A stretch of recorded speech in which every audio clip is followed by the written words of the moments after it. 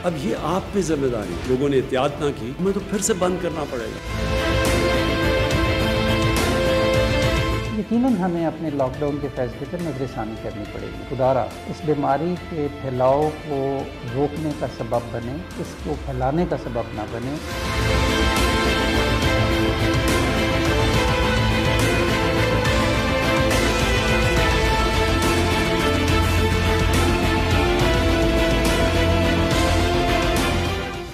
अस्सलाम वालेकुम। पाकिस्तान टुनाइट के साथ मैं हूं सैयद समर अब्बास। ईद की छुट्टियां ख़त्म हो गई हैं और मुल्क में सियासी गहमा गहमी भी शुरू हो चुकी है, लेकिन आज मुल्क का जो सबसे बड़ा मसला है नाज़रीन, वो है कोरोना वायरस का तेज़ी से फैलाव और इससे तेज़ी से बढ़ती अमवात की शरह।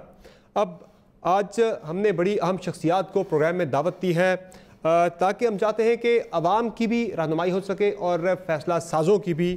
और कोरोना वायरस से निपटने के लिए आया हम दुरुस्त सिमत में जा रहे हैं, अगर सिमत दुरुस्त नहीं तो बेहतरी कहाँ लाई जा सकती है। और बात होगी कि इस वक्त जो मुख्तलिफ थेरीज़ हैं इस कोरोना वबा के हवाले से, कुछ वैक्सीन से जुड़ी थेरीज़ हैं कि वैक्सीन आएगी नहीं आएगी, या वैक्सीन आने से पहले मुख्तलिफ जो अद्वियात अब तक सामने आ चुकी हैं वो कितनी मौसर साबित हो सकती हैं इस वायरस से छुटकारा हासिल करने के लिए, या फिर पैसिव इम्यूनाइजेशन का जो तरीक़ेकार है क्या वही वैक्सीन से पहले एक मौसर तरीन तरीक़ेकार हमारे सामने मौजूद रहेगा इस वायरस से छुटकारा हासिल करने के लिए। और आने वाले दिनों में पाकिस्तान के अंदर कोरोना वायरस या कोरोना वबा क्या सूरत इख्तियार कर सकती है। और जो टेस्टिंग की बात की थी असद उमर साहब ने कि 30,000 टेस्टिंग पाकिस्तान जैसे मुल्क में काफ़ी हैं, तो क्या 30,000 टेस्ट हमारे लिए काफ़ी हैं या टेस्टिंग हमें बहुत ज़्यादा बढ़ानी होगी, कहाँ तक जानी चाहिए आइडियली। और बात होगी कि जब ईद से पहले रमज़ान के दौरान ही पाकिस्तान में लॉकडाउन में तकरीबन इतनी नरमी कर दी गई थी कि अमलन लॉकडाउन हमने ख़त्म ही कर दिया था, तो क्या इतनी नरमी के बाद हम कहीं गैर एलानिया तौर पर हर्ड इम्यूनिटी यानी इज्तिमाई मुदाफ़ियत की तरफ तो नहीं जा रहे। हमारे साथ इस पर बात करने के प्रोग्राम में ज्वाइन कर रहे हैं डॉक्टर अताउर रहमान साहब, चेयरमैन हैं वज़ीर-ए-आज़म टास्क फोर्स राय साइंस और टेक्नोलॉजी के। बहुत शुक्रिया सर आपका। हमारे साथ मौजूद है डॉक्टर तारिक शमसी साहब, सरबराह NIBD के। अमेरिका से हमारे साथ मौजूद हैं डॉक्टर फैसल मसूद साहब, तिब्बी माहिर हैं, उनसे अमेरिका के अंदर जो तजुर्बात हैं वो उससे इस्तेफादा करेंगे। और डॉक्टर जावेद अकरम साहब, vice chancellor university of health sciences Lahore, हमारे साथ प्रोग्राम में मौजूद है। बहुत शुक्रिया आप तमाम मोअज़्ज़ज़ मेहमानों का आपने प्रोग्राम में ज्वाइन किया। डॉक्टर अताउर रहमान साहब, सर आपकी तरफ आता हूँ सबसे पहले कि इस वक्त जिस तरह की पाबंदियाँ पाकिस्तान के अंदर बिल्कुल नरम कर दी गई हैं, और ईद से पहले आपने देखा कि शॉपिंग वगैरह के लिए सब कुछ खोल दिया गया, मार्केटें खुल गई, ट्रांसपोर्ट बहाल कर दी गई, ट्रेन सर्विस खोल दी गई, हवाई सर्विस खोल दी गई, तो उस अब सिर्फ स्कूल ही बंद हैं और कुछ थोड़ी बहुत और पाबंदियाँ रह गई हैं। कहीं हम गैर एलानिया तौर पर, मैं गैर एलानिया का लफ्ज़ दोबारा यूज़ करूँगा, हम कहीं गैर एलानिया तौर पर हर्ड इम्यूनिटी की तरफ तो नहीं जा रहे सर अब की? जी शुक्रिया। बिस्मिल्लाहिर्रहमानिर्रहीम। हर्ड इम्यूनिटी की तरफ हमें इतनी जल्दी जाना नहीं चाहिए। अगर जाते भी हैं तो उसमें 2, 3, 4 साल आहिस्ता आहिस्ता अगर जाएं तो वो मुनासिब होता है। हर्ड इम्यूनिटी जो है, आप जो स्वीडन वाली जो पॉलिसी है वो बिल्कुल पाकिस्तान के लिए मौजू नहीं रहेगी, क्योंकि आपके हॉस्पिटल्स की ये कैपेसिटी नहीं है कि जो एक साथ सीरियस जो बीमार लोग होंगे उनको लुक आफ्टर कर सकें, उनकी देखभाल कर सकें। तो लेकिन आपके सामने जो मसला है वो ये कि आप कंप्लीट लॉकडाउन भी 100% नहीं कर सकते, क्योंकि कुछ इंडस्ट्रीज, कुछ सनतें आपको चलाती रहनी होंगी, कुछ एसेंशियल चीज़ों को आपको बरकरार रखना होगा और फिर आहिस्ता आहिस्ता इसको खोलना होगा। लेकिन उसको ये देख के खोलना होगा कि आपके हॉस्पिटल्स की कैपेसिटी क्या है, आपके मेडिकल वर्कर्स कितने हैं, कितना आप बर्दाश्त कर सकते हैं। जितना आप खोलेंगे उसकी एक कीमत अदा करनी पड़ेगी। यकीनन जो इस वक्त आप हमारा अंदाज़ा है कि 50,000 के लगभग जो हुकूमत कह रही है कि इतने अफेक्टेड हैं, मेरी राय में इससे कहीं ज़्यादा है, क्योंकि टेस्टिंग इतनी कम हो रही है। हो सकता है लाख हो, 1.5 लाख हो, कोई पता नहीं कितने तादाद है। और अगर आप एक साथ खोल देते हैं, जो कि ईद के मौके पे जो हुआ है, इसकी भी एक कीमत अदा करनी पड़ेगी, क्योंकि इससे यकीनन आपको तेज़ी से बढ़ेंगे, अमवात की शरह भी बढ़ेगी और बीमारों की शरह भी बढ़ेगी। तो ये हर्ड इम्यूनिटी तो यकीनन पाकिस्तान के लिए एक ऐसी अप्रोच है जिसको हमें नहीं करना चाहिए। हमें उम्मीद करनी चाहिए कि 5-6 महीने में वैक्सीन आ जाए ताकि आप फिर अगले जो वेव आए उससे आप बच सकें। लेकिन फ़िलहाल एहतियात, एहतियात और एहतियात, यही एक हल है इसका। लेकिन सर, जिस तरह की नरमी हमने कर दी हुई है, जिस लेवल की नरमी हमने कर दी हुई है, SOPs पे अमल दरामद आपने देख लिया कि लोग नहीं कर रहे, ईद के इज्तिमात हों, नमाज जुमा के इज्तिमात हों, उससे पहले जुलूस निकले, लोग बाज़ारों में ख़रीदारी के लिए जिस तरह से गए। हर्ड इम्यूनिटी तो इसी तरह से होती है कि लोग फिर खुले छोड़ दिया जाता है, किसी पे उस तरह से नहीं होती। फिर यही है कि लोग खुद से एक इम्यूनिटी डेवलप हो जाएगी आपकी। जी, लेकिन इसकी फिर आपको एक कीमत अदा करनी पड़ेगी। आप देखिएगा 2-3 हफ्ते बाद एक साथ जो तादाद है बीमारों की भी वो भी बढ़ेगी और सीरियस इल पेशेंट जो हैं उनकी तादाद भी बढ़ेगी। तो अगर आप ये पॉलिसी के तौर पे आप नहीं कर सकते, ये अगर लोगों ने ईद पर इस तरह शॉपिंग करी है और बहुत ज़्यादा मजमे जमा किए हैं और एक साथ क्लोज इंटरेक्शन रहा है, तो इसकी कीमत यकीनन हमें अदा करनी पड़ेगी। ठीक, डॉक्टर जावेद अकरम साहब, आपकी क्या राय है इस मामले पे? जिस तरह का हम देख रहे हैं पाकिस्तान के अंदर, जिस तरह की एहतियात हो रही है, जिस तरह की पाबंदी हम देख रहे हैं, नहीं हो रही पाबंदी, लोग बिल्कुल ओपनली निकल रहे हैं, एक दूसरे से मिल रहे हैं, शॉपिंग हुई, इज्तिमात हुए ईद के मौका पर भी, उससे पहले भी।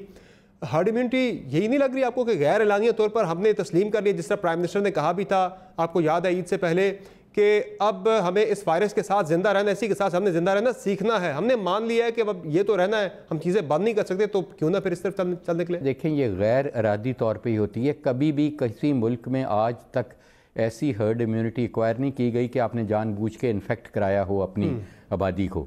तो वो इसी तरह ही होती है जो आप फरमा रहे हैं कि गैर इरादी ही होती है। इरादी तो मेरा ख्याल है एक बहुत बड़ा जुर्म होगा अगर इरादतन हम किसी की हर्ड इम्यूनिटी चाहते हैं तो हो जाए।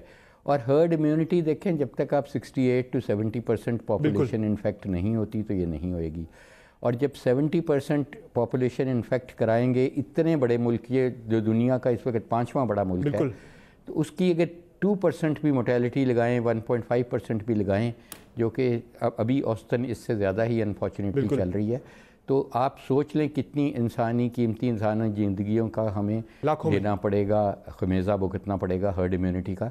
हर्ड इम्यूनिटी हमारे लिए बिल्कुल, मैं एग्री करता हूँ अता भाई से कि हमारे लिए बिल्कुल गैर मौजूद स्ट्रेटजी है। इसका सोचना भी नहीं चाहिए, क्योंकि ये तो ऐसी स्ट्रेटजी है कि जो हमें नहीं पता, अभी ये भी नहीं पता कि जो इसकी एंटीबॉडीज़ बन रही हैं कोविड-19 की, हम ये भी देख रहे हैं कि जो प्रोटेक्टिव एंटीबॉडीज़ बॉडी में बन रही हैं, क्योंकि हम ताहिर शमसी साहब के साथ हम इकट्ठे मिलकर एक ट्रायल कर रहे हैं प्लाज्मा का, तो उसमें हमें डोनर्स को चेक करना पड़ा है एलाइजा से कि उनके IgG IgM है भी कि नहीं।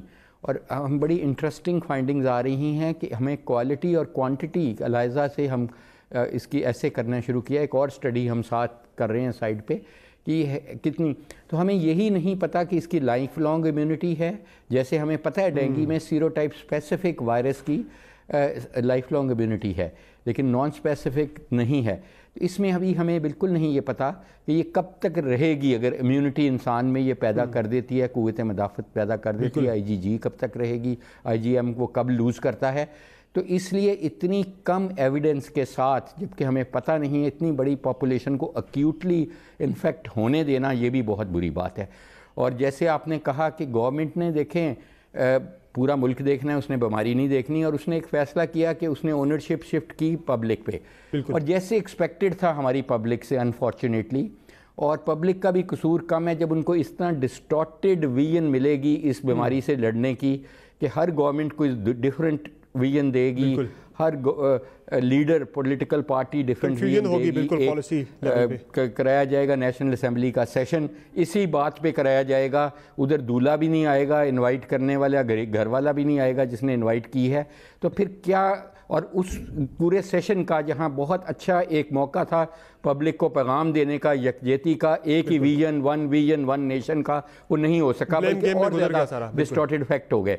तो फिर पब्लिक बेचारी जो इतनी तलीम याफ्ता भी नहीं है, बड़ी वल्नरेबल है, वो यही कहेगी कि ये सब अपना अपना चूरन बेच रहे हैं, और ये कोई पैसा लेने के लिए बाहर के मुल्कों से कर रहे हैं, कोई एड लेने के लिए कर रहे हैं, कोई वोट लेने के लिए कर रहे हैं। तो इसलिए मैं समझता हूँ कि हमने इस बीमारी को कभी मौका ही नहीं दिया कि इसको हम कंट्रोल कर पाएँ। और बार बार हम कह रहे हैं कि लॉकडाउन को ख़त्म कर दिया गया, लॉकडाउन हुआ ही नहीं था, इंक्लूडिंग कराची, इंक्लूडिंग सिंध। मेरा नहीं ख्याल कि पूरे मुल्क में कोई लॉकडाउन नामी चीज़ हुई थी जिसको हमने विड्रॉ किया। में जैसे लॉकडाउन कहा जाता है, लॉकडाउन के दौरान भी यही कुछ होता रहा, तमाशा देखते रहे। और जब ये लॉकडाउन उठाया गया तो आपने देखा है हर्ड इम्यूनिटी तो नहीं हुई, हर्ड्स हमने देखी, इचरे के बाजार में, अनारकली में, हर तरफ हर्ड्स देखी। तो ये मेरा ख्याल है कि बहुत ही नामुनासिब रवैया रहा है तमाम स्टेक होल्डर्स का। शायद इंक्लूड करूं मैं अपने आप को भी, क्योंकि हमें जितना मीडिया ने कवरेज दिया है, हम न्यूज़ ने कवरेज दिया है इस बीमारी को, हिस्ट्री में कभी पाकिस्तान की हिस्ट्री में किसी भी इशू को इतना कवरेज नहीं मिला।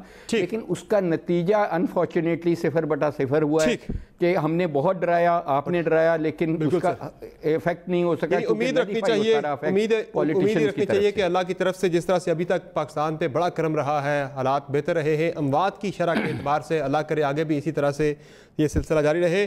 Doctor Tariq Shamsi sahab, before I ask you about passive immunization, थोड़ा सा ज़रा मुझे बताइएगा ये जो मुख्तलिफ अब तरीक़ेकार हैं, ज़ाहिर आप लोग जब देखते हैं कि अब ये बीमारी पाकिस्तान के अंदर आ गई है, वबा आ गई है, उसके मुमकिन तरीक़ेकार क्या है?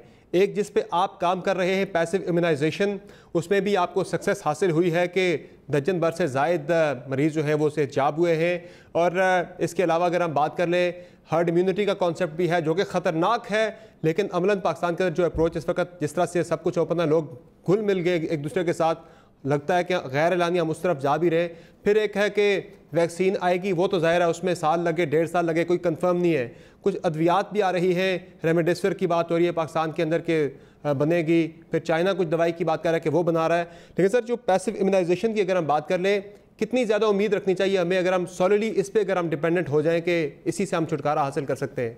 जो पैसिव इम्यूनाइजेशन का जहाँ तक ताल्लुक़ है, दुनिया भर में अगर हम देखें तो हज़ारों की तादाद में मरीज़, 11,000 से ज़्यादा लोग तो आज से 10 दिन पहले अमेरिका में ट्रीट हो चुके हैं इससे, और पूरे बरतानिया में ये शुरू करा दी गई है।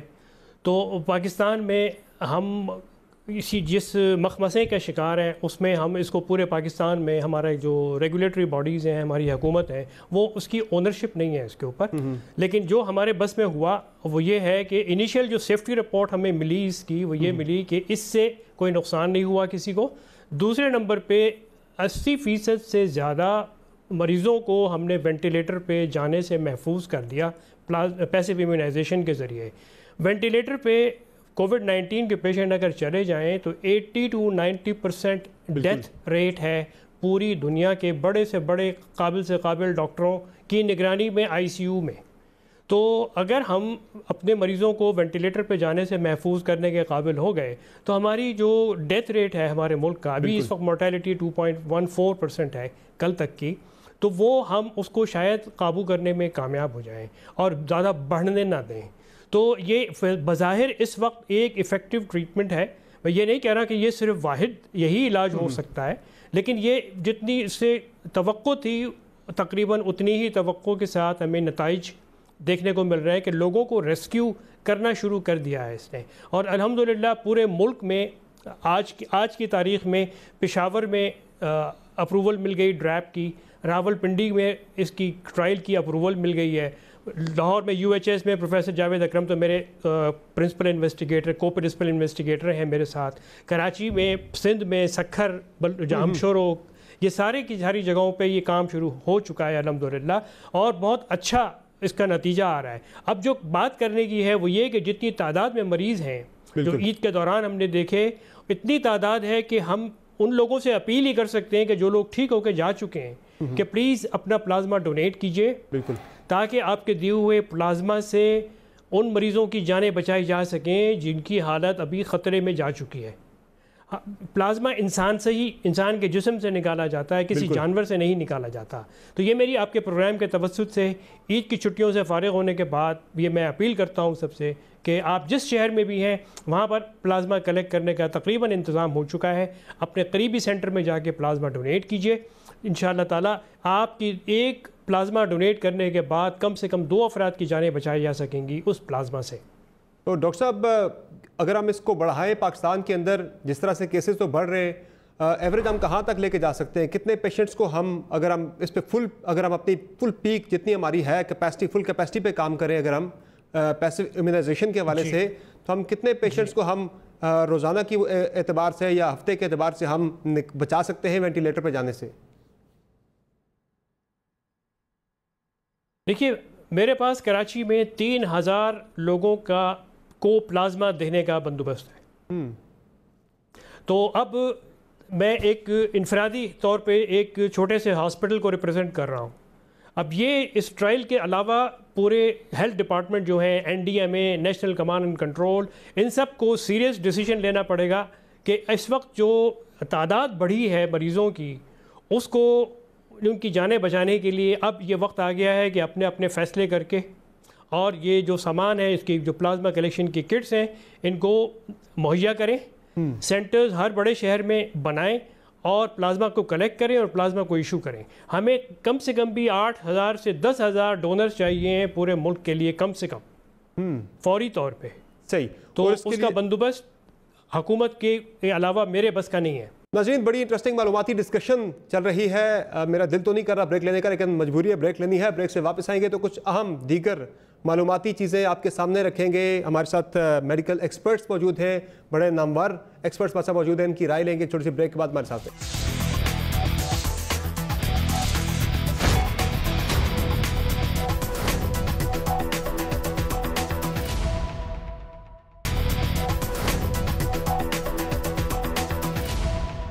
वेलकम बैक द शो नाज़रीन। डॉक्टर अताउर रहमान साहब, अब बात होती है उम्मीद की कि इस वक्त जो हो रहा है दुनिया के अंदर प्रैक्टिस, जब हम आज बात कर रहे हैं तो उम्मीद क्या है? जाहिर है वैक्सीन आने में बड़ा टाइम है। रेमडेसिविर की बात हुई है कि पाकिस्तान के अंदर इसके बनाने की परमिशन मिल गई है पाकिस्तान के अंदर कंपनीज़ को, और फिर चाइना ने भी ये दावा किया कि उन्होंने भी एक मेडिसिन बनाई है। वो कह रहे हैं शायद वैक्सीन की ज़रूरत पड़े ही ना, ये मेडिसिन ही क्योर के तौर पर फ़ायदेमंद साबित हो सकती है। ये जो मुख्तलिफ थेरीज सामने आ रही हैं, क्या समझते हैं आपके, जब हमने रहना है कोरोना वबा के साथ और वैक्सीन आने में वक्त है, तो ये मेडिसिन जो बीच में आ रही हैं ये कितनी हेल्पफुल साबित हो सकती हैं? रेमडेसिविर के हवाले से पर्टिकुलरली मैं चाहूँगा आप ज़रा इस पर रिस्पॉन्ड करें। जी, रेमडेसिविर जो है ये दरअसल कोई क्योर नहीं है। इसका जो क्लिनिकल ट्रायल्स हुए हैं उसमें पता चला है कि तकरीबन 31% जल्द रिकवरी पीरियड होता है, यानी कि 15 दिन में जो पेशेंट्स रिकवर हो रहे थे वो 11 दिन में वो रिकवर हो गए। तो थोड़ा फ़ायदा होता है रिकवरी रेट में। तो ये इसको यकीनन हमें एक क्योर नहीं समझना चाहिए, सिर्फ ये इसको रिकवरी पीरियड को कम कर देता है और मदद करता है रिकवरी में। दूसरे जो ड्रग्स हैं वो हमारा प्रोटेक्ट जो चल रहा है ट्रायल, जिसमें डॉक्टर जावेद अकरम साहब लाहौर में और 14-15 ऑर्गेनाइजेशंस हैं उनके तहत चल रहा है। उसमें हम हाइड्रोक्सीक्लोरोक्विन, एजिथ्रोमाइसिन, ऑस्टेलमाविर जो कि रेमडेसिविर की फैमिली का ही है, और कुछ और ड्रग्स का भी करेंगे ट्रायल्स। तो मुझे सबसे ज़्यादा उम्मीद यही लगती है कि मौजूदा ड्रग्स से, क्योंकि दिन रात दुनिया में इस पे काम हो रहा है और मुख्तलिफ ड्रग्स को, एंटीवायरल ड्रग्स को और दूसरे ड्रग्स को भी देखा जा रहा है कि कोई सा ऐसा ड्रग मिल जाए जो कि इसके खिलाफ एक्टिव हो। और एक रिसेंटली कोरिया में कोरियन एक ऑरिजिन का एक ड्रग है नेफेमोस्टैट, जो रेमडेसिविर से 600 गुना लेबोरेटरीज के अंदर ज़्यादा इफेक्टिव पाया गया है। क्लिनिकल ट्रायल अभी उस पर शुरू होने वाले हैं। इसी तरह और भी बहुत से ड्रग्स हैं। तो मुझे उम्मीद है कि 1-2 महीने के अंदर अंदर एक आपके पास कई ड्रग्स ऐसे आ जाएंगे जो कम से कम मदद करते हैं इसके इलाज में। अगर क्योर नहीं है तो कम से कम उनसे फ़ायदा होगा। और ये जिस रफ्तार से पूरी दुनिया में इस पर तहकीक हो रही है वो उससे बहुत उम्मीद वाबस्ता है मेरी कि बहुत जल्द। इसी तरह कुछ हर्बल ड्रग्स भी हैं जो चाइना ने मंजूर किए हैं और वहाँ क्लिनिकल ट्रायल में साबित हुए हैं कि वो इफ़ेक्टिव हैं। चाइनीज़ गवर्नमेंट ने उनको अप्रूव कर रखा है और उनके लिए भी यहाँ पे ड्रैफ्ट जो ड्रग रेगुलेटरी अथॉरिटी है उनसे परमिशन ली जा रही है कि वो यहाँ भी मार्केट करने की इजाज़त दें, क्योंकि वो सारा क्लिनिकल ट्रायल का डेटा मौजूद है। और कुछ पाकिस्तानी हर्बल ड्रग्स हैं उनको भी देखना चाहिए कि इसके खिलाफ कुछ इफेक्टिव हैं या नहीं। और हमारी लेबॉर्ट्री में कराची में इस पे काम हो रहा है। यानी डॉक्टर साहब, जो लोग जब ये सुनते हैं ना कि वैक्सीन आने में साल लग सकता है, 1.5 साल लग सकता है, या फिर शायद वैक्सीन आए ही ना, हमें इसके साथ रहना पड़े, तो लोग उम्मीद खो बैठते हैं, होप लूज कर देते हैं। तो इसीलिए मेरा आपसे ये मकसद भी था ये सवाल करने का, ये जो मुख्तलिफ मेडिसिन आ रही है कि वैक्सीन आने से पहले भी बहुत सारी चीज़ें हैं जो कि आहिस्ता आहिस्ता शायद हमें छुटकारा दे भी ले वैक्सीन के बगैर ही। जिस तरह से प्लाज्मा थेरेपी की बात हुई, पैसिव इम्यूनाइजेशन की, मुख्तलिफ मेडिसिन की आपने बात की। मैं चाहता हूँ होप लोगों को मिले कि वैक्सीन का इंतज़ार ही शायद हमें ना करना पड़े, उससे पहले ही बहुत सारे हाल इसके निकल रहे हैं और मज़ीद निकलेंगे भी। जी, आपने सही फरमाया। वैक्सीन को तो कम से कम 7, 8, 9 महीने हैं। कुछ कंपनियां क्लेम कर रही हैं कि हम इसको जल्दी 3, 4, 5 महीने में ले आएं, लेकिन आमतौर पे वैक्सीन को डेवलप होने में 8 से 10 साल लगते हैं। यहाँ पे उस पूरे प्रोसीजर को शॉर्टकट करके 1 से 1.5 साल के अंदर लाने की बहुत सारी कंपनियां, कोई 100 कंपनियों से ज़्यादा इस वक्त वैक्सीन पे काम हो रही है, जिसमें से 8 या 10 कंपनियां हैं जो फेज़ 1 और फेज़ 2 ट्रायल कंप्लीट कर चुके हैं। मेरे इल्म में कोई ऐसी कंपनी नहीं है जो फेज़ 3 ट्रायल में चले गए हों। तो और इसको अगर बहुत जल्दी करने की कोशिश करते हैं तो फिर रिस्क फैक्टर भी पैदा हो जाता है कि वो वैक्सीन खतरनाक भी हो सकती है। ठीक, डॉक्टर फैसल मसूद साहब, जब हम कोविड की बात करते हैं, ज़ाहिर है वैक्सीन ने बड़ी ताख़ीर के साथ आना है, बड़ा टाइम है उसके आने में, लेकिन उससे पहले जो मुख्तलिफ तरीक़ेकार हैं इलाज के, या तो उसमें इलाज होता है या फिर आपका जो पीरियड है वायरस का वो कम हो जाता है। दौरानिया जो है मसलन 14 दिन से 11 दिन पे आ गया। ये जो मुख्तलिफ ड्रग्स अभी तक आई हैं मार्केट्स के अंदर, क्या समझते हैं ये कितनी ज़्यादा हेल्पफुल साबित हो सकती है आवाम को, ताकि एक होप मिले? और चूँकि लोग होप लूज़ कर बैठे थे कि वैक्सीन आने में तो बड़ा वक्त है, शायद अब कितने लोग और मर जाएंगे, कितने लोग और इन्फेक्ट हो जाएंगे, क्या कहेंगे? तो इसमें जो आपके प्रीवियस कॉलर भी थे उन्होंने बोला दवाइयाँ काफ़ी काम कर रही हैं। जैसे मेंशन हुआ था रेमडेसिविर का काफ़ी काम हो रहा है, जो कन्वेलेसेंट प्लाज्मा इनका काफ़ी फ़र्क पड़ रहा है एक्चुअली। और हमारे तो हमने पब्लिश भी किया ट्रायल पे, हमारा पब्लिकेशन भी इस पे प्लाज्मा पे, और हमने रेमडेसिविर का ट्रायल भी कर रहे हैं। आई थिंक आवाम को ये ज़रूर करना चाहिए कि दवाइयाँ तो हम करेंगे, लेकिन इसमें आवाम का जो लॉन्ग टर्म उनको बेनिफिट होगा, जो उनको करना पड़ेगा कि मास्क रखना ज़रूरी है और डिस्टेंस थोड़ा बहुत जितना भी एफर्ट करें वो बेहतर होगा। बिल्कुल। एक जो चीज़ आपके कॉलर ने भी मेंशन की थी, जो यहाँ पे भी हम टेक्सास में इम्प्लाइज करें कि एसिम्प्टोमेटिक कैरियर, यानी कि जिनको इन्फेक्शन है लेकिन कोई सिम्टम नहीं है, वो है, लेकिन वो अगर एहतियात करें तो जो उनके आसपास लोग हैं उनसे बचत होगी। तो ये एक हमें खुद रिस्पॉन्सिबिलिटी, खुद जिम्मेदारी लेनी पड़ेगी। दवाइयाँ हो रही हैं, लेकिन अगर बहुत ज़्यादा रश करें तो दवाइयों का नुकसान भी हो सकता है। जैसे पहले बहुत आया था जो मलेरिया की हाइड्रोक्सीक्लोरोक्विन थी, उसके भी ट्रायल्स हो रहे हैं, उसको आप ज़बरदस्ती भी ना लें। तो होप बिल्कुल है, क्योंकि पूरी दुनिया लगी हुई है और मेरा बड़ा यकीन है इस पे, और पूरी दुनिया इस पे लगी हुई है। होप लूज़ नहीं करनी चाहिए। डॉक्टर जावेद अकरम साहब, अब जब बात हुई कि हमने फासला रखना है और जो बात हो रही है कि एसिम्प्टोमेटिक होते हैं 80% के करीब पेशेंट्स, उसके लिए तो फिर जाहिर है बेहतरीन चीज़ यही है कि टेस्टिंग हो, ज़्यादा से ज़्यादा टेस्टिंग हो। अब जो असद उमर साहब फरमा रहे थे कि पाकिस्तान जैसे मुल्क में 30,000 टेस्ट अगर होते हैं पर डे तो ये सफिशेंट होंगे। अब हम अमेरिका का पाकिस्तान से मवाजना करें तो 33 करोड़ की आबादी, यहाँ 22 करोड़ की आबादी, वहाँ लाखों में टेस्ट होते हैं पर डे के हिसाब से। हमारे मुल्क में 30,000 की बात हो रही है। सफिशेंट है 30,000? जिस तरह हम स्मार्ट लॉकडाउन की बात करते हैं, ज़ाहिर अगर हमने वो अप्रोच अगर हमने अडॉप्ट करनी है तो उसके लिए तो टेस्टिंग ज़्यादा होगी, तो हम TTQ अप्रोच की तरफ जा सकेंगे। ये आप मुझसे पूछ रहे कमर, हैं, मैं इससे पहले मैं एक चीज़ बता दूं, क्योंकि जैसे ताहिर भाई ने बिल्कुल सही कहा कि हमारी लिमिटेशन एक डोनर्स की है और दूसरी गवर्नमेंट की ओनरशिप की है प्लाज्मा थेरेपी से। तो इसका हमने एक ऑल्टरनेटिव शुरू किया है जो कि शायद हम समझते हैं कि शायद उसमें हमें ब्रेक थ्रू मिले। वो ये है कि इसी प्लाज्मा से हम IgG निकाल चुके हैं। IgG हार्वेस्ट करके उसको इंजेक्टेबल फॉर्म में, बोलस फॉर्म में हम अब शुरू कर रहे हैं। नंबर 2, हमने ह्यूमन हाइब्रिडोमा टेक्नोलॉजी, जो कि पहले एंटी कैंसर में और चीज़ों में यूज़ होती थी, हमने हाइब्रिडोमा अभी एक हफ्ते में तकरीबन लॉन्च कर देंगे, जिससे हम सिंथेटिक मोनोक्लोनल एंटीबॉडीज़ बनाएंगे अब फ्यूजन के साथ, और उसकी सेल लाइंस वगैरह हमारे पास आ चुकी हैं। लेकिन हमें ऑब्वियसली ये अभी ट्रायल की सूरत में जाएगा, एक्सपेरिमेंटल थेरेपी होगी, तो हम कह नहीं सकेंगे। और अभी ताहिर साहब से, मैं ताहिर भाई से बात करूंगा कि हो सकता है हम प्लाज्मा थेरेपी को इसके मोनोक्लोनल एंटीबॉडी से कंपेयर करें इन मैच्ड इंडिविजुअल। तो इस तरह और भी बहुत कुछ हो रहा है, और मेरा ख्याल है तमाम जो भी साइंसदान हैं वो कोई ना कोई प्रोजेक्ट कर रहे हैं। और जहाँ तक रेमडेसिविर की बार बार बात हो रही है, देखें इसमें जो अता भाई ने कहा कि एक आम है ऑसिलिटावर का जो कि ओरल फॉर्म है एंटीवायरल ड्रग्स की, अगर वहाँ हम सक्सेसफुल हो गए तो डेफिनेटली हमें इंजेक्टेबल या ओरल वर्जन ऑफ एंटीवायरल में जाना चाहिए, एंटी न्यूक्लियोसाइड्स और बाकी इस तरह की। जहाँ तक आपका टेस्टिंग का सवाल था तो मैं ये कहूँगा कि जो मेयार रखा गया है, जनरली जो मुल्कों ने मेयार रखा है वो more than 1% of their population रखा है। तो अब तक हमें 22 लाख टेस्ट कर देने चाहिए थे और हम कोई 2.5 लाख के करीब पहुँचे हैं, तो obviously we are lagging behind. And वो जो हमने टेस्ट किए भी वो भी टारगेटेड टेस्टिंग की, हमने कॉन्टैक्ट ट्रेसिंग नहीं की, ये नहीं की। और दूसरी हमने रैंडमाइज सैंपल्स नहीं किए, पॉपुलेशन बेस्ड नहीं किए, हमने सिर्फ सिम्टोमेटिक और 20-25% लोगों एसिम्टोमेटिक होते हैं जैसे अभी आपने कहा। और दूसरा ये है कि हमने सिर्फ उनका किया कि जो बाहर के मुल्कों से जहाज़ों पे आए, इस तरह आए, या जो सिम्टोमेटिक थे, या एक घर में हो गया या एक फैक्ट्री में हो गया तो बाकियों को कर लिया।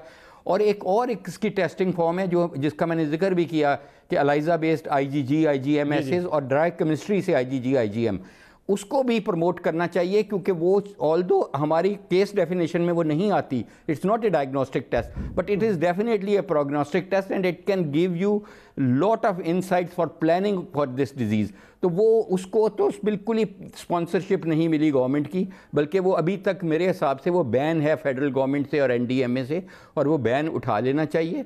मेयारी कंपनियों को अलाउ करना चाहिए, एबट टाइप और ये वो जो हम एलाइजा की किट्स यूज़ कर रहे हैं, इन हाउस एलाइजा को प्रमोट करना चाहिए, 3rd जनरेशन एलाइजा को, ताकि आप क्वालिटी भी एंटीबॉडीज़ की देखें और क्वांटिटी भी देखें। इनके ऐसे करने बहुत इंपॉर्टेंट होगा ताकि हमारी फ्यूचर प्लानिंग के लिए ये these tests are complementary and not contradictory and they can not replace each other, that is very important. बिल्कुल सही। आप कुछ ऐड करना चाह रहे थे डॉक्टर फैसल मसूद साहब टेस्टिंग के हवाले से कि पाकिस्तान में जो टेस्टिंग हो रही है 30,000 का आधार हम करेंगे, ये भी हमारे लिए सफिशिएंट है, क्या कहेंगे? टेस्टिंग इतनी काफ़ी है 22 करोड़ के मुल्क में? ये देखिए हर कंट्री की कैपेसिटी डिफरेंट होती है। आपको मैं एक कंपैरिजन देना चाहता हूँ। इस वक्त पाकिस्तान में तकरीबन 45 या 50,000 के करीब पॉजिटिव केसेस हैं और 1,000 बात हुई। टेक्सास में हमारी स्टेट में तकरीबन 50,000 से ज़्यादा केसेस हो चुके हैं और 1,000 हम बात हुई, लेकिन हमने अपनी उम्मीद नहीं छोड़ी है। हम अपनी पूरी लगन से लगे हुए हैं, आवाम भी यहाँ पर साथ हैं, सोशल डिस्टेंसिंग कर रहे हैं, मुल्क भी आहिस्ता से खुल रहे हैं और टेस्टिंग की कैपेबिलिटी बढ़ेगी, मुल्क पे बढ़ाएंगे आप। लेकिन इसमें ये याद रखिएगा कि पाकिस्तान फिर भी बेहतर है बहुत सारी चीज़ों से, बहुत सारे ममालिक से। अगर लोग फॉलो करें तो ये बहुत बेहतर होगा। और टेस्टिंग कैपेसिटी इसमें याद रखिएगा, टेस्टिंग की भी एक लिमिटेड कैपेसिटी होती है positive. They can be some people who can be initially negative but they can still be positive, क्योंकि सेंसिटिविटी यानी कि उसकी कैपेबिलिटी 75% है। बिल्कुल बिल्कुल जी। डॉक्टर ताउर रहमान साहब, टेस्टिंग की अगर हम बात करें, आइडियली आज हमें कहाँ खड़ा होना चाहिए टेस्टिंग के एतबार से, जितनी हमारी पॉपुलेशन है और जो हमारा इन्फेक्शन रेट भी आ रहा है उस एतबार से अगर देखा जाए तो? जी, मेरे ख्याल से कम 1 लाख टेस्ट रोज़ाना मिनिमम होने चाहिए आपके पास। और जैसे कि डॉक्टर जावेद अकरम ने फरमाया कि सिर्फ PCR बेस्ड टेस्ट नहीं करने चाहिए, बल्कि जो एलाइजा बेस्ड एंटीबॉडी टेस्टिंग है वो बहुत फास्ट होती है, इसके मुकाबले में बहुत सस्ती होती है, कोई सोफिस्टिकेटेड मशीन नहीं चाहिए होती। और ख़ास तौर पे जो रैंडम टेस्टिंग है उसमें बहुत फ़ायदा हो सकता है कि आप देख सकें कितने लोग इसमें वाकई इन्फेक्ट हो चुके हैं, क्योंकि एंटीबॉडी डेवलप हो जाती हैं इन्फेक्शन होने के बाद कुछ दिन बाद। तो हमें दोनों किस्म की टेस्टिंग करनी चाहिए। रैंडम टेस्टिंग करना भी बहुत ज़रूरी है, क्योंकि जब तक कि आपके पास ये अंदाज़ा नहीं होगा कि कितने % पॉपुलेशन इन्फेक्ट हो चुकी है और रेगुलरली आप करें इसको, तो उसके फिर प्लानिंग में आसानी होगी। तो ये कहना कि 25 या 30,000 टेस्ट काफ़ी हैं, मेरी राय में ये बहुत कम है। WHO ने कहा है कि जैसे कि डॉक्टर जावेद अकरम साहब ने अभी फरमाया, WHO ने भी यही कहा है कि कम से कम 1% पॉपुलेशन जो है उसकी टेस्टिंग होनी चाहिए, ताकि आप प्लान कर सकें कि आप किस सिचुएशन में हैं और आपको आगे क्या करना है। और फिर जो उसके बाद टेस्टिंग के बाद जो पूरी ट्रेसिंग है कि कौन कौन लोग इन्फेक्टेड हैं, उसमें भी हम बहुत पीछे हैं। अभी बरतानिया ने 18,000 लोग एम्प्लॉय किए हैं खाली ट्रेसिंग के लिए, जो कि जिनका काम और कुछ नहीं है बल्कि वो ट्रेस कर रहे हैं। जो लोग मिल रहे हैं उनके पिछले 15 रोज़ में 20 रोज़ में किन किन लोगों से कांटेक्ट आए और वो लोग फिर और किन लोगों से कांटेक्ट आए, तो पूरा जो उसकी ट्रैकिंग एंड ट्रेसिंग पूरी हो रही है, उसमें भी हम बहुत पीछे हैं। तो दोनों चीज़ों के अंदर हमें फोकस करना चाहिए ताकि आपको पता चले, टेस्टिंग बढ़ानी चाहिए कि कहाँ खड़े हुए हैं। और डॉक्टर जावेद साहब ने पहले ये फरमाया था कि पूल टेस्टिंग करें, ये भी एक तरीका है जिसमें आप ख़ास तौर पे जब परसेंटेज जो है वो कम हो इन्फेक्टेड पेशेंट्स की, तो आप पूल टेस्टिंग करें, तो उससे भी आप बढ़ा सकते हैं मिकदार टेस्ट की, और रैंडम टेस्टिंग में भी ये बहुत काम आ सकती है। तो ये बहुत सारे टेक्निक्स हैं जो हमें करने चाहिए, जो आप अभी तक अडॉप्ट नहीं की, और मेरी उम्मीद ये होगी कि इस पर चारों प्रोविंसेस जो हैं जोर दें ताकि टेस्टिंग की कैपेबिलिटीज़ बढ़े और पता चले हम कहाँ खड़े हैं। सिंध में कुछ इलाके ऐसे हैं, कराची में, जहाँ 30% या 50% पॉजिटिव आ रहे हैं। नॉर्मली 10% आते हैं, जो टोटल जो आते हैं सैंपल, तो 10-12% निकलते हैं, लेकिन कुछ इलाकों में बहुत ज़्यादा फैल चुका है ये, जो कि खास तशवीशनाक सिचुएशन है। बिल्कुल, यानी कि टेस्टिंग जितनी हम बढ़ाएंगे उतनी इफेक्टिव वे में हम इस वायरस से छुटकारा पा सकते हैं। छुटकारा तो नहीं, हम कंट्रोल किसी हद तक कर सकते हैं। जो हमने स्मार्ट लॉकडाउन का जो कॉन्सेप्ट है वो इस सूरत में कामयाब हो सकता है जब आपकी ज़्यादा टेस्टिंग हो। नाजरीन, यहाँ एक ब्रेक लेते हैं, ब्रेक से वापस आएंगे तो डिस्कशन जारी रहेगी। कुछ और अहम पॉइंट्स आपके सामने रखेंगे, कौन कौन सी बेहतियाती हमसे होती है जो हमें नहीं करनी चाहिए, और कौन कौन सी ऐसी मिसकंसेप्शंस है, थ्योरीज है जो कि इस वायरस के बारे में मशहूर हैं, जिनसे हमें एहतियात करनी चाहिए। बातों की ब्रेक के बाद हमारे साथ रहेंगे।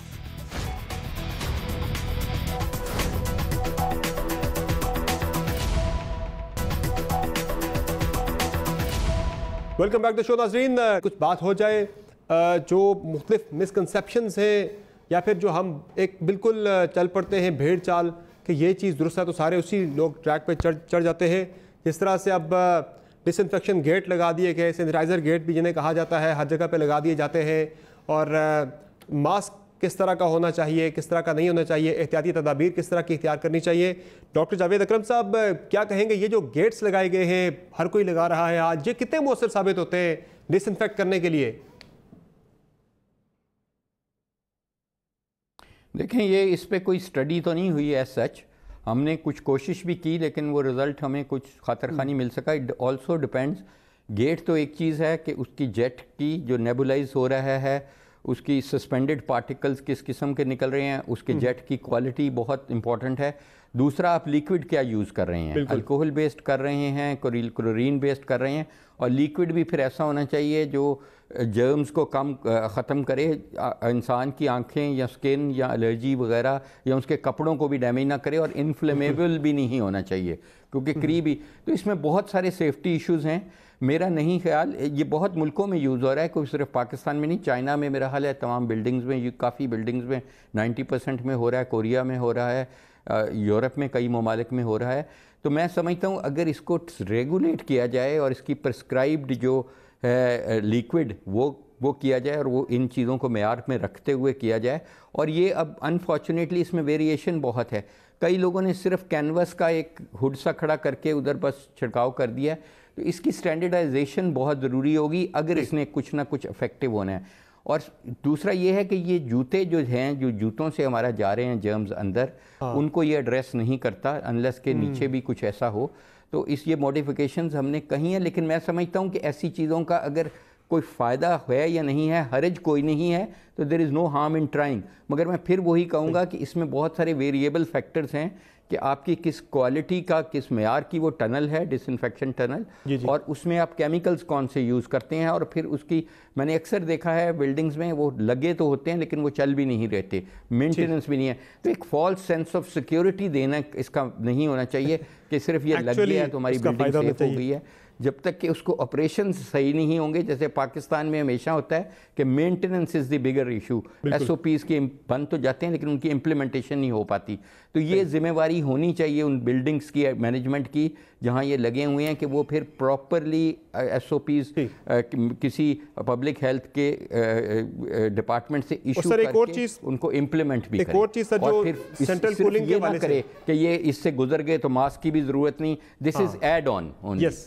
और सर ये जो सेंट्रल कूलिंग के, चूँकि अब गर्मियाँ बहुत ज़्यादा पीक पे हैं इस वक्त पाकिस्तान के अंदर, और कई बिल्डिंग्स ऐसी हैं जहाँ पे सेंट्रल आपका कूलिंग और हीटिंग का सिस्टम होता है, ये कितना डेंजरस हो सकता है वायरस को कैरी करने के लिए? इसके हवाले से भी मुख्तलिफ स्टडीज़ आ रही है, मुख्तलिफ इसकी वजह से आ रहे इंतबा आ रहा है कि भाई ये भी ख़तरनाक हो सकता है? देखें, दो किस्म की ये हीटिंग HVAC होता है, heating and ventilation air conditioning system. तो इसका जो तो ऐसा है कि चिलर्स लगे हैं और आगे फ़ैन कॉइल लगे हैं और इंडिविजुअल कमरों में अपने ही फ़ैन कॉइल से आप रिटर्न ले रहे हैं और आप एयर चेंजेस ले रहे हैं, से 10 एयर चेंजेस पर मिनट या वॉट एवर दी प्रिस्क्राइब, उससे तो ये सेफ़ है। जो आपके इंडिविजुअल स्प्लिट यूनिट्स लगे हैं, चाहे वॉल माउंटेड हैं, चाहे वो फ्लोर माउंटेड हैं या रूफ माउंटेड हैं, वो भी ठीक है। आपके इवन जो विंडो टाइप भी लगे हैं वो भी ठीक है। लेकिन जहाँ पे एक कॉम्पैक्ट यूनिट्स लगे हैं, जहाँ पे पूरे के पूरी बिल्डिंग को ही रिटर्न वो लेके फिर वो दे रहे हैं, वो दे आर डेंजरस। तो इसलिए ये इंडिविजुअली देखना पड़ेगा, क्योंकि हॉस्पिटल्स में ऑलरेडी हमारे तमाम हॉस्पिटल्स में HVAC लगा होता है और उसके इंडिविजुअल कमरों में, ऑपरेशन थिएटर्स में, क्लास 10 एरिया में, क्लास 100 एरिया में, मुख्तलिफ एरियाज़ में, ऑपरेशन थिएटर्स में इंडिविजुअल यूनिट्स लगे होते हैं ताकि क्रॉस कंटेमिनेशन ना हो। तो जिनके तो पैकेज टाइप यूनिट्स हैं जहाँ पे वो लेते हैं, वो उनको अवॉइड करना चाहिए इनको चलाने पे 100% उनको। और जो इंडिविजुअल घरों में यूनिट लगे हैं उनको इसके फ़िल्टर्स को ज़रूर क्लोरीन में डिप करना चाहिए एवरी डे और उसको साफ़ करना चाहिए। अदरवाइज़ तो हम सीज़न के शुरू पे उनको साफ़ करते हैं और सीज़न के एंड पे। तो इसलिए इनकी भी मेंटेनेंस का मसला होता है कि वो मेंटेनेंस दफातर में, स्टूडियोज़ में, घरों में ज़रूर होनी चाहिए। डॉक्टर अताउर रहमान साहब, SOPs की बात होती है, SOPs पे अमल दरामद होना चाहिए। SOPs की शर्त रख के हमने बहुत सारी नरमी कर दी। ज़ाहिर आपकी बात बिल्कुल दुरुस्त है, मैं बिल्कुल उसे सपोर्ट करता हूँ कि जो कंसर्न है गवर्नमेंट का कि आप बिल्कुल पूरे मुल्क को बंद भी नहीं कर सकते। जिस तरह प्राइम मिनिस्टर कह रहे हैं कि साल चले, 1.5 साल चले, हमने रहना है इसके साथ। आप मईशत को बंद नहीं कर सकते, आप इंडस्ट्री को बंद नहीं कर सकते, आपने चलना है साथ। लेकिन SOPs का बार बार तस्करा हुआ, जिन्हें हमने बहुत कम जगहों पर फॉलो होते देखा है। SOPs के वाले से क्या कहेंगे कि हमें क्या करना चाहिए, किस तरह से ये एनफोर्स हो सकते हैं, और जो SOPs बनाए गए हैं क्या वो मौसर हैं इस वायरस को रोकने के लिए अब तक जो सामने आए हैं? जिस तरह से अभी डॉक्टर जावेद अकरम भी बता रहे थे कि सिर्फ सेंस ऑफ सिक्योरिटी नहीं होना चाहिए, एक्चुअल सिक्योरिटी आपको मिलनी चाहिए, प्रोटेक्शन। जी बिल्कुल यही बात है। दरअसल अब मास्क को ले लें, अब मास्क जो आमतौर पर इस्तेमाल किए जाते हैं बिल्कुल वो आपको, अगर आप N95 मास्क पहने हुए हैं तो वो तो काफ़ी हद तक आपको प्रोटेक्ट करते हैं। लेकिन जो आप दूसरे जो सर्जिकल मास्क हैं और जो दूसरे कपड़े के मास्क हैं वो उसमें आपको प्रोटेक्शन नहीं होती है, लेकिन दूसरों को आपसे प्रोटेक्शन होती है। तो अगर सब मास्क पहने हो तो फिर सब प्रोटेक्ट हो जाते हैं, यानी कि I am protecting you and you are protecting me. तो ये इस फलसफे से हम सब एक दूसरे को, तो और कुछ ना करें, अगर मास्क भी नहीं है तो कम से कम रुमाल बांध ले मुंह पर, उससे भी काफ़ी फर्क पड़ेगा अगर हर एक कोई बांध ले और उसको चलें। क्योंकि जब आप खांसते हैं या छींकते हैं या बात भी करते हैं तो कुछ ड्रॉपलेट्स निकलती हैं मुंह में से, और वो अगर आपने कोई कपड़ा बांध रखा है तो ज़्यादातर जज्ब हो जाएंगी, उसके अंदर थोड़ी सी लीक होके जाएंगी, बहुत कम लीक होके जाएंगी, ज़्यादातर उसके अंदर जज्ब हो जाएंगी और वायरस भी उसी के अंदर ज़्यादातर जज्ब हो जाएगा, कुछ बाहर यकीनन निकलेगा। तो ये छोटी छोटी चीज़ें हैं।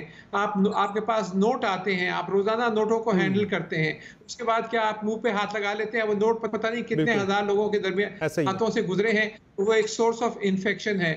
जूते आप लेके घर आ रहे हैं, पता नहीं कहाँ से आप चल के आ रहे हैं, वो सोर्स ऑफ इन्फेक्शन है। जूते बाहर उतारने चाहिए और उनको फिर सफाई करनी चाहिए और बाहर पड़े रहने देना चाहिए, फिर आप अंदर आएँ। अखबारात आ रहे हैं, अखबार जो है वो भी सोर्स ऑफ इन्फेक्शन है। थैलियाँ आ रही हैं जिसमें मुख्तलिफ चीज़ें होती हैं, किसने उन थैली को पकड़ के डिलीवर किया, उसको आप स्प्रे करें और उससे पहले कि आप घर में आने दें। छोटी छोटी एहतियाती तदाबीर हैं जो आपको करनी पड़ेंगी और सख्ती से करनी पड़ेंगी। नहीं करेंगे तो फिर ये यकीनन ये फैलता जाएगा।